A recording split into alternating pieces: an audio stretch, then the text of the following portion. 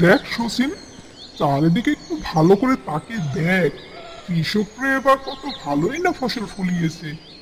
এই ফসল যদি ওরা বাজারে বিক্রি করে তবে তো আর চাষাদের কোনো অভাবই থাকবে না। আর ওদের অভাব না থাকলে আমার কাছেও আসবে না। আর আমি ওদের ফলিয়ে ভালে জমিও নিতে পারবো না। আজ্ঞে হ্যাঁ কর্তা বাবু, আপনি ঠিক কথাই বলেছেন। এইবার তো চাষাদের ভালোই ফলন হয়েছে। এখন ভাবেন কর্তা বাবু, কি করে ওদের ফসল নষ্ট করা যায়। আরে এখন চল বাড়ি যাই, তারপরে দেখছি কি করা যায়।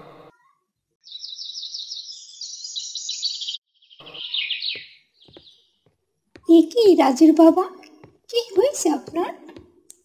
আপনাকে দেখে তো খুব চিন্তিত মনে হচ্ছে। সে তুমি বুঝবে না গিন্নি, তুমি যাও এখন চট করে কটা খাবার নিয়ে এসো তো। আজ্ঞে কর্তা বাবু, কিছু কি ভাবলেন চাষিদের ব্যাপারে? এই ব্যাপারেই তো আমি চিন্তা করছিলাম শচীন। তুমি এখন এখান থেকে যাও, এক্ষুনি আমার গিন্নি চলে আসবে। যাও যাও, এই ব্যাপারে তোমাকে আমি পরে জানাবো। আপনি বরং খাবারটা খেয়ে নিন, আমি একটু দেখে আসছি রাজুটা আবার কই গেল। আকাশের অবস্থা খুব একটা ভালো না গো। আকাশ কেমন কালো হয়ে উঠছে, ঝড় উঠবে মনে হয়। বুড়িমা, ও বুড়িমা, তাই তো দেখছি। মনে হয় অনেক ঝড় বৃষ্টি হবে। আর এক্ষুনি যদি ঝড় বৃষ্টি হয় আমাদের এই সবজিগুলো তো নষ্ট হয়ে যাবে। ওই ওই তো বলতে না বলতে ঝড় উঠতে শুরু করেছে। তোমরা যে যার ঘরে চলে যাও, তাড়াতাড়ি যাও। বুড়িমা, যাই গো, গরুটা মাঠে রয়ে গেছে। গরুটাকে নিয়ে আসি। তুমি এক্ষুনি ঘরে চলে যাও, এখানে আর দাঁড়িয়ে থেকো না।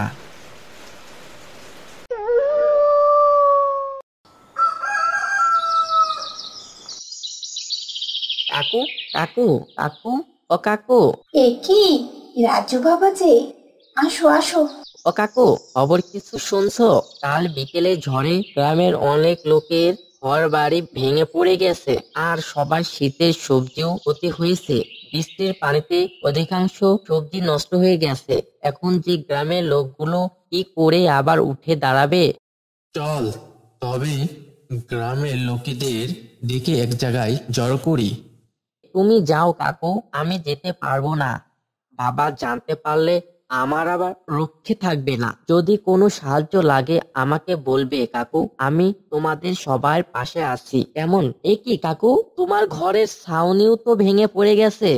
ও নিয়ে তুমি ভেবো না বাবা, সে আমি ঠিক করে নেব। কাল বিকেলের ঝড়ে আমাদের সবার যে ক্ষতি হয়েছে, আমরা সবাই মিলে হাতে হাত লাগাইলে আবার সব ঠিক হয়ে যাবে।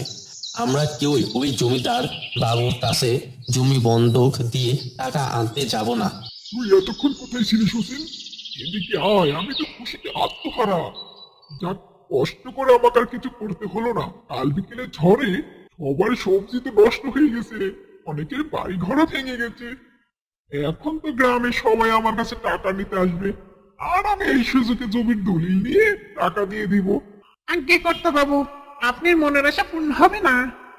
এই মাত্র আমি শুনে এলাম বটতলায় গ্রামে সবাই জড়ো হয়ে একের অপরের সাহায্যের কথা চিন্তা করছে। আর আপনার কাছে কেউ জানি না আসে সেই ব্যাপারে কান ভাঙাচ্ছে ওই যে শরীফ মিয়া। তুই ঠিক বলছিস শচীন, তাহলে তো শরীরের একটা ব্যবস্থা করতেই হচ্ছে। ওর জন্য তো আর গ্রামের লোকদের ঠকাতে পারবো না। শচীন, তুই আবার ওখানে গিয়ে ভালো করে ওদের কথা শুনে আয়, তারপর দেখছি শরীফের কি ব্যবস্থা করা যায়। মা, আমি পাঠশালায় গেলাম। দাঁড়া মানিক, তোর টিফিনটা তো নিয়ে যা, সাবধানে যাস বাবা। জমিদার বাবুকে কতবার বলেছি পাঠশালাটি একটু ঠিক করে দেওয়ার জন্য, কিন্তু সে তো আমার কোনো কথাই নিল না। কয়েক এলাকার মধ্যে এই একটাই পাঠশালা ছিল। এখন কি হবে মাস্টার মশাই? আমাদের পাঠশালা কি তবে বন্ধ হয়ে যাবে? জানি না রে, এখন উপরওয়ালাই ভরসা। দেখা যাক কি হয়। আবারও গিয়ে দেখি জমিদার বাবু যদি একটু সাহায্য করে। ততদিন পর্যন্ত পাঠশালা বন্ধ থাকবে। এখন তোরা সবাই বাড়ি ফিরে যা।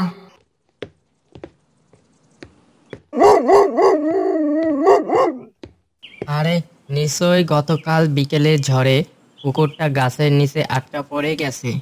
দাঁড়া দাঁড়া, আর কান্না করিস না, এক্ষুনি তোকে বের করছি।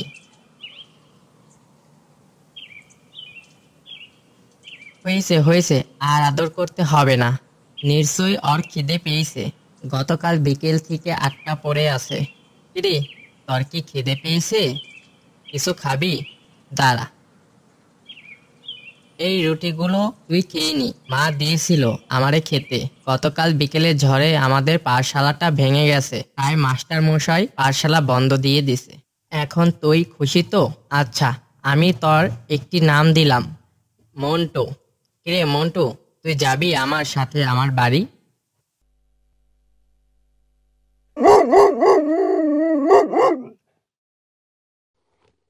এই দেখ মন্টু, এটা আমাদের বাড়ি। খুব সুন্দর না বল?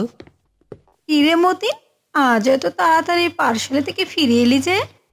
মা, গতকাল বিকেলের ঝড়ে আমাদের পাঠশালা ভেঙে গেছে, তাই মাস্টার মশাই পাঠশালা বন্ধ দিয়ে দিস। যতদিন না পাঠশালা ঠিক হচ্ছে ততদিন।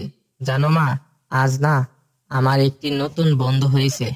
তোমাকে দেখে ভয় পেয়েছে কেমনে, আমার পিছনে লুকিয়ে গেছে। এদিকে আয় মন্টু, ভয় পাস না, মা তোকে তাড়িয়ে দিবে। হাঁটতে হাঁটতে আমার বড় খিদে পেয়েছে রে। আমারও সেই সকালে 8খানা রুটি আর 5টা মিষ্টি খেয়ে বের হয়েছিলাম।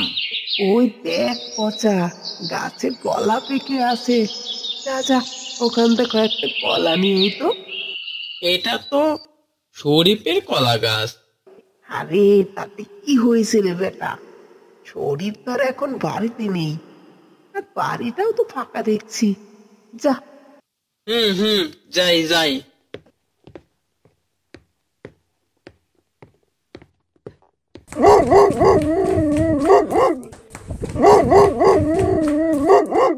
এই যা, কুত্তা তো আমার জুতো নিয়ে গেল রে।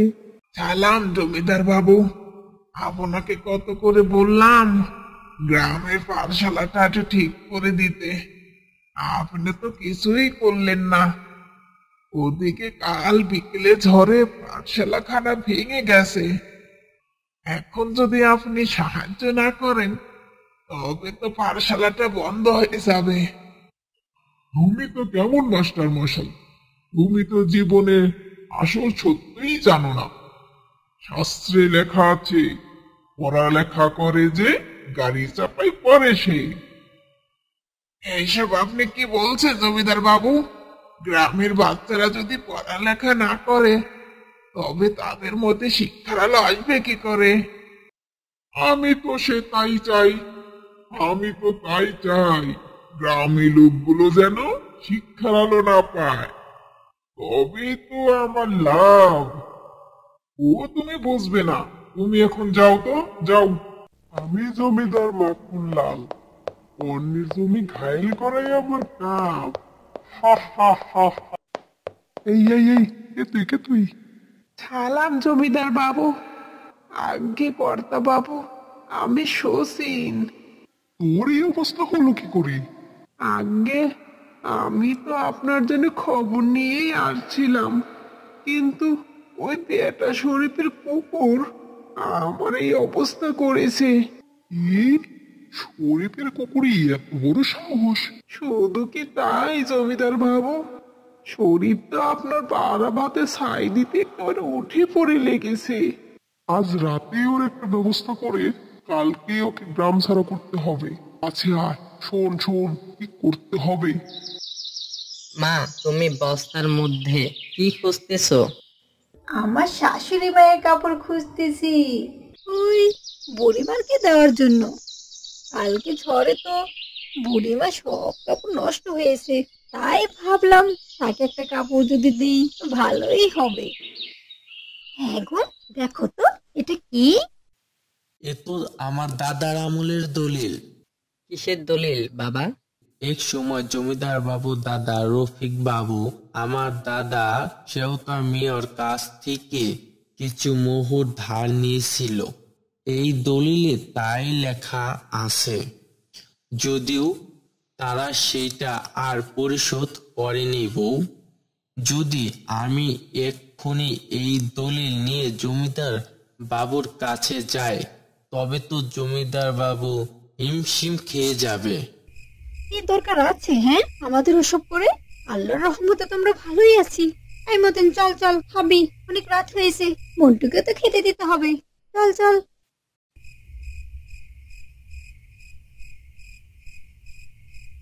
এই নে মন্টু, খাবারটা খেয়ে চুপচাপ শুয়ে পড়বি।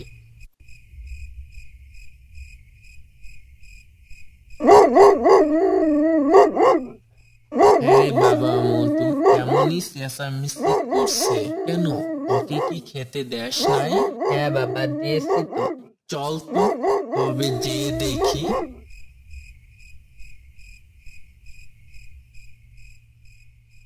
বাবা দেখো, মন্টু মুখে করে কি নিয়ে এসেছে। হ্যাঁ গো, দেখো তো এটা কি? এ কি? এটা তো মোহরের থলি। কিন্তু আমাদের বাড়িতে মোহরের থলি কোথা থেকে এলো? হ্যাঁ গো বউ, তাই তো ভাবছি এই থলিখানা আমাদের বাড়ি এলো কি করে? গ্রামে এমন মোহর কার কাছে থাকবে? শোনো, এখন তো অনেক রাত হয়ে গেছে, কাল খোঁজ করে দেখব কার মোহর হারিয়ে গেছে।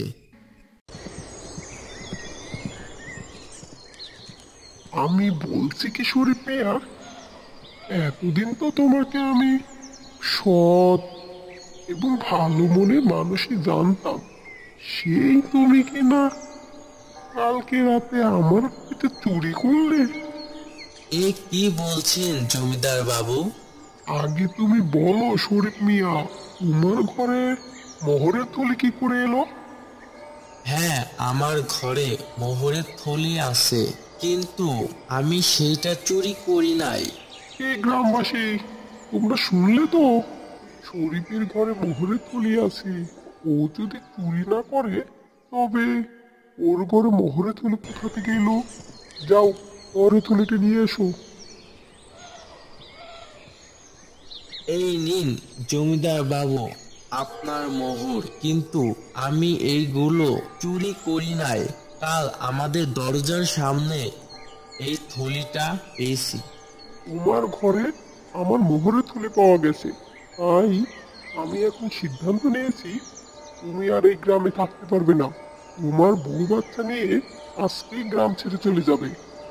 জমিদার বাবু, তার আগে এইটা আপনি দেখেন, এই মোহরের থলি আমার বাড়িতে পাওয়া গেছে, আর তাই যখন আমার তেমনি এই দলিলটাও আমার ঘরে পাওয়া গেছে। আর এতে লেখা আছে আপনার দাদু আমার দাদুর কাছে থেকে প্রায় 300 মোহর ধার নিয়েছিল, সেটা আর পরিশোধ করেনি। এখন এই দলিল অনুযায়ী আপনার সব সহ সম্পত্তির মালিক আমি। তাই এই মোহরের থলিটাও আমার নিজের জিনিস, নিজে নিলে কি আর চোর হয়? জমিদার বাবু, এখান থেকে চলেন, তা না হলে কিন্তু সব হারাবেন। তাড়াতাড়ি চলেন। ও শরীফ মিয়া, আমার ভুল হয়েছে, বুঝলি? এই মোহরগুলি আমার নয়। ঠিক আছে, থলি যখন তোমার ঘরে পাওয়া গেছে তাহলে এই মোহরগুলি তোমারই। এই সবাই চলো। আমার এই মোহর চাই না। অন্যের জিনিস কখনো নিজের বলতে নেই। মাস্টার মশাই, এইগুলো আপনি রাখেন, গ্রামের পাঠশালাটা ঠিক করে নিন। গ্রামের বাচ্চারা যদি লেখাপড়া না করতে পারে তবে তো গ্রামে অন্ধকার ঢেকে যাবে।